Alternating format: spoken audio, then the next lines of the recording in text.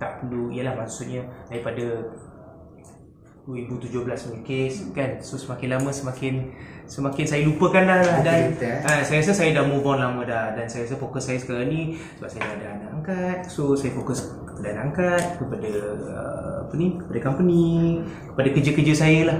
So saya rasa dulu ada satu masa saya stopkan sekejap daripada social media, macam tak tahan lah. Macam pernah juga saya rasa dalam 3, 4, 5 bulan tak sanggup kot nak baca kan. Sebabnya orang memang follow up hari-hari, orang tanya hari-hari, orang komen hari-hari. Tapi Alhamdulillah sikit-sikit saya dapat overcome, dan benda tu mematangkan saya. Saya kata saya pun bukan orang yang sempurna, kita belajar setiap hari kan. Jadi sekali apa yang paling penting yang awak belajar? Saya rasa sekarang ni paling penting pengajaran dia ialah yang pertama, kita kena kawal emosi dalam apa juga yang kita buat, terutamanya bila kita membabitkan social media. Sebab kita faham kadang-kadang kalau kita dalam keadaan marah, kalau kita dalam keadaan kecewa, dalam kita keadaan bersedih, kita nak luahkan semua dalam social media. Tapi orang membaca, orang menilai tu tafsiran dia berbeza-beza. Kadang-kadang kita susah nak fahamkan semua orang satu persatu kan. Kadang-kadang kita tak ada masalah pun, tapi sebab orang baca benda-benda yang mereka tafsirkan sendiri, itu menjadikan benda tu salah ataupun silap tafsiran, dan akhirnya tu jadi persepsi yang negatif. Tapi pada saya, kalau benda tu saya dah lalui sendiri, sebelum dulu saya tak percaya macam mana impact ni macam tu kan. Saya rasa tapi dah 3 tahun ni kan, walaupun kadang-kadang bila kadang-kadang cross juga cerita-cerita tu, orang flashback balik. Sampai hari ni pun kalau ada cerita pasal akan keluar juga cerita tu namanya M-Star. Tak. Kau baik. Tak. Tapi saya tak ada disimpan perasaan dendam ke apa. Pada saya macam okey, dia ada live dia, saya pun ada live saya, dan saya rasa semua, saya harap orang pun semua pun dah lupakan dah pun. Tapi macam Hafiz ni rasa annoying tak? Macam yelah benda dah 3 tahun, macam Hafiz sendiri dah move on, tapi orang still mungkin macam Joy dia ada satu tak je jadi bertunang.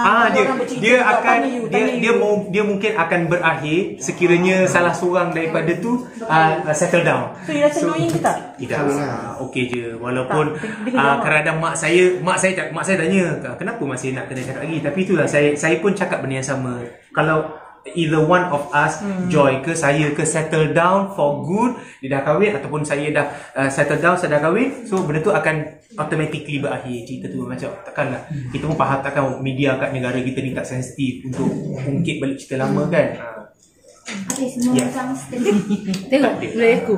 Sebenarnya pada saya ni saya menerima apa juga yang terjadi dalam saya punya kehidupan saya ni.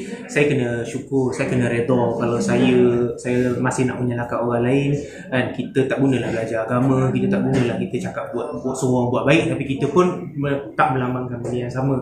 Saya tak ada rasa masalah pun. Ramai juga orang yang bertanya pada saya juga macam mana nak menghadapi keadaan tu. Sekarang pula kita tahu bila social media ni, kalau orang yang dia tak mentally strong, dia boleh jadi mental pun boleh kan. Tapi saya kata kemungkinan yang penting you kena jadi bersabarlah sikit. Bila ada masalah kan, saya tengok apa juga isu, tak kira mungkin kontroversi saya ni tapi sekarang macam-macam, pasal keluarga, pasal bila meninggal, gaduh berkeluarga lagi lah. Kadang-kadang kalau saya di tempat mereka, saya kata satu je sebenarnya, you kena sabar, you kena relax, you kena hadapi benda tu dengan tenang. You tak boleh terburu-buru buat kenyataan, buat live, buat ni, buat benda tu akan menghuru-harakan keadaan. Kita dah lalui dah, been there, done that kan. Kenapa lagi masih orang tak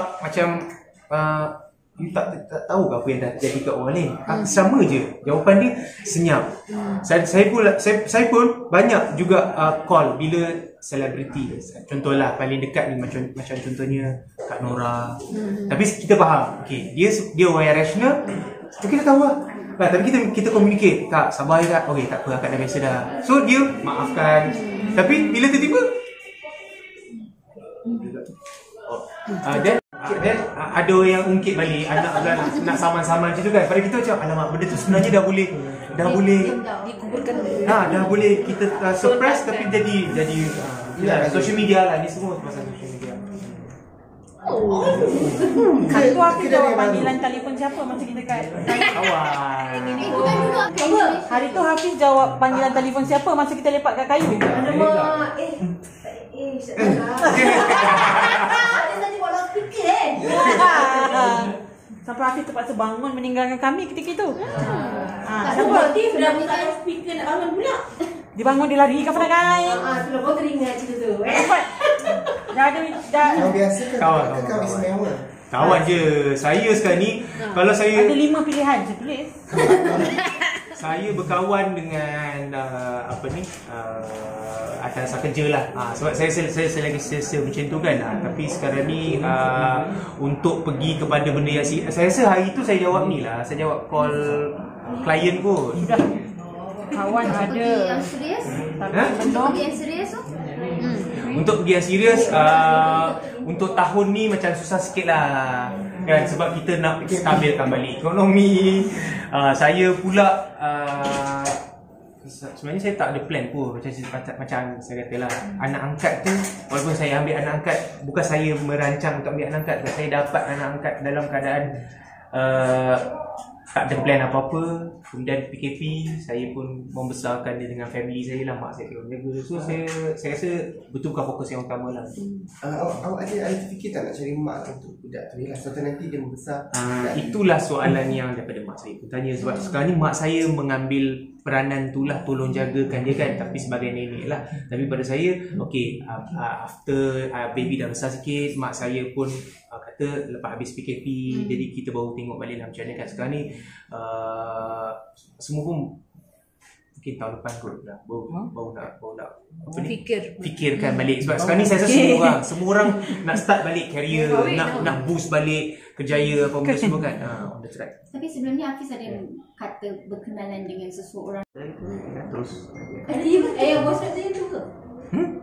Insta famous kau tu? Insta famous? Mr. Famous. ramai lah digital. Insta famous lah. Bukan. Insta famous. Dia pernah Amat je kita berkawan dengan sekarang ni Kenali kot. sebagai D. Initial dia. Nak kena tadi. Nak sebut nama penuh boleh ke apa ni? Gila kejap lagi.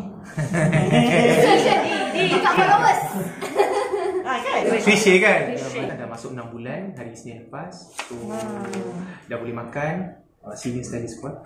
Dah boleh makan. Dah start belum merangkak ni, tapi dah banyak cakap lah, idea dah banyak kan. Dia ni lah, dia orang kata dia tak duduk dengan saya sepanjang masa.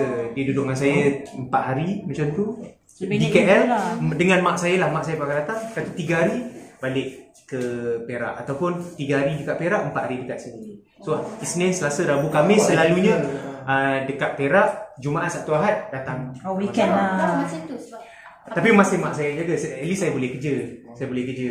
Contohnya kalau mak saya kata nak duduk rumah saya, so Diorang datang lah. Tapi saya susah sikit lah, kita kerja kan. Kita kerja jadi macam tapi baby okay, baby tak ada masalah. Yang dapat anak sendiri pun shock. Kita jaga anak orang pun saya rasa, walaupun bukan anak darah daging kita kan, kita kasih sayang tu 100% kan.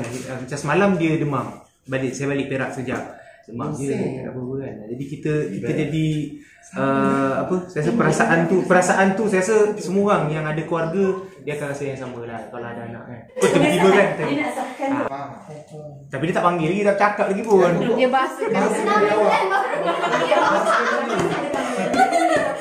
Papa 10 ekor. Yang selalu uruskan. Saya jaga tiap-tiap hari, saya jaga. Macam ni? Macam mana? Dah tinggalkan lama? Kucing duduk dekat office. Oh, okey.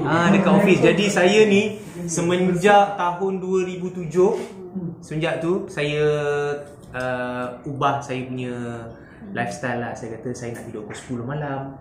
Pelik kan? Musician tidur pukul 10 kan? Biasanya musician tidur 3-4 pagi. Tapi saya kata saya ubah saya punya life. So saya tidur pukul 10, saya boleh bangun pukul 5.30, pukul 6 dah boleh bangun. So kucing pula bertambah-tambah pula. Kita tak beli, orang bagi. Kawan-kawan, biasanya kawan-kawan lah, kawan-kawan bagi apa tu semua. Sekarang ada 10 ekor. Saya jaga tiap hari pukul 8 sampai pukul 9. Sebelum staff saya datang, saya akan bersihkan HDN cari. kau jangan. Nak cakap kaya tak kaya tu, pada saya, kalau itu apa yang orang kata kan, saya kata kalau nak cakap macam tu, saya kata saya berniaga. Kan, dan bila saya berniaga, saya ada tanggungjawab kepada staff, saya ada tanggungjawab bayar zakat, saya ada tanggungjawab bayar cukai. Jadi kalau saya berniaga main-main dan tak ada profit, tak boleh beli bangunan, tak ada nampak ke mana pun, baiklah kita lupakan, baiklah kerja makan gaji saja kan. Sebab saya tak pernah makan gaji. Saya memang daripada Semua terasa. dah. Wah, tapi bukan. Bukan. Tapi sebab saya kata saya pernah zaman dulu saya pernah bekerja sendiri sebab saya pernah cakap RM1. Benar? Kita dah rasa susah. Kan? Kita dah rasa susah tu, nak makan pun tak ada duit. Tinggal RM1 makan Maggi. Masa bila tu? 2000 tahun 2000 Lama dah ke? tahun 2000 lebih lah. Mungkin 10 tahun dulu. Masuk dalam industri. Masa awal-awal, masa mula-mula buat company, tinggal RM1 je, duit habis. Nak isi minyak, saya duduk Shah Alam, so saya kat UiTM Shah Alam. Nak pergi kan ada dekat Federal Highway kan ada tol dulu, RM1 10 sen. Nak pergi rumah kakak, boleh ni. Allah, RM1 10 sen. Sen pun tak ada, tinggal RM1 je. Nak pergi rumah kakak kat Ceras, duit dalam kereta ada minyak. Takkan aku nak pinjam kawan, tak boleh. Walaupun housemate kita ada, RM1 pernah RM1. Lepas tu pergi bawah apartmen tu ada 7-Eleven, beli Maggi 80 sen, aku tinggal 20 sen. Tengok cerita Nabila. Apa Nabila? Nabila kemohon. Ya. Menangis. Itulah cerita dia. Ya, Nabila, aku cerita ingatlah Indonesia. lagu cerita tu. Jadi cerita tu maksudnya RM1 tu beli Maggi, masak tinggal 20 sen, makan. Nabila pun nangis tengok kau macam mana. Aku tengok cerita tu. Makan Maggi.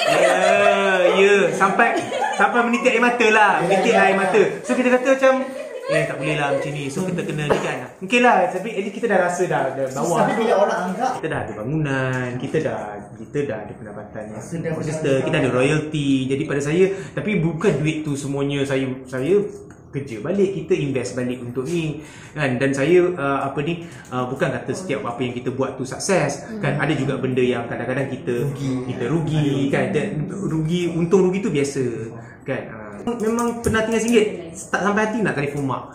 Dan bila tu Saya rasa 2004-2005 lah. Awal buka company kan?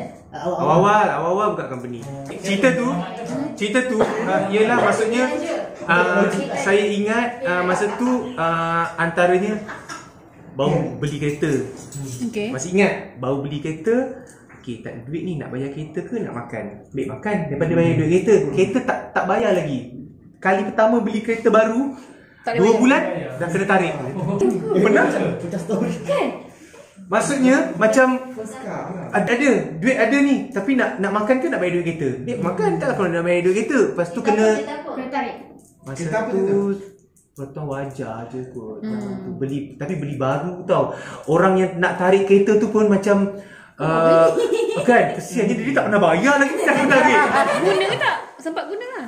Guna masa belajar kat UiTM Shah Alam, panggil dekat balai polis. Saya daripada kurier, boleh tak datang nak ambil barang? Aku kena scam. Aku pun kena scam. Hidup ini gitulah ya. Lepas tu dia orang India lah. Dek, kita sorry anda tak pernah bayar kereta ke?